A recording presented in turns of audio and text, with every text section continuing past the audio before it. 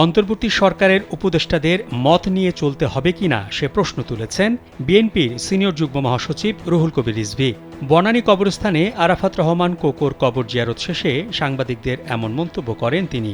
23শে জানুয়ারি ফেসবুকে তথ্য ও সম্প্রচার উপদেষ্টা নাহিদ ইসলামের স্ট্যাটাসের প্রতিক্রিয়ায় রুহুল কবির রিজভী এমন মন্তব্য করেছেন। তিনি বলেন, কোনটাকে সমর্থন করতে হবে আর কোনটাকে নয় এবং কোন বিষয়ে কথা বলতে হবে এটা কি উপদেষ্টারা এসে বিজ্ঞ রাজনীতিবিদদের শেখাবেন? সরকারের প্রশাসন যদি নিরপেক্ষভাবে কাজ না করে তার জন্য কি সমালোচনা করা যাবে না? তাহলে কিসের ভয় দেখান ১/১১-র পুনরাবৃত্তি হবে? রিজভী বলেন, জিয়া পরিবার থেকে শুরু করে দেশের জনগণের এত ত্যাগ, আত্মদান, এত রক্ত ঝরেছে শুধু একটু মুক্ত নিঃশ্বাস নেয়ার জন্য। ইডেন বে কক্সবাজার সমুদ্র সৈকতের উপর নিজেদের একটি ঠিকানা। মাত্র ৫ লাখ টাকায় আপনিও হয়ে যেতে পারেন এই হোটেলের মালিক।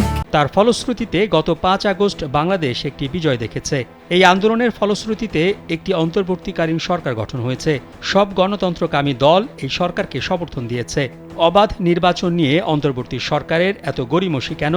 এমন প্রশ্ন তুলে রিজভী বলেন, জনগণের প্রত্যাশা এই সরকার নিরপেক্ষভাবে দায়িত্ব পালন করবে, গণতন্ত্রকে শক্তিশালী করার জন্য সব পদক্ষেপ গ্রহণ করবে। কিন্তু যখন শুনি আগে সংস্কার পরে নির্বাচন, এ যেন মনে হয় শেখ হাসিনার সেই প্রতিধ্বনি, আগে উন্নয়ন পরে গণতন্ত্র। কোনো উপদেষ্টার কাছে এটা শোভা পায় না।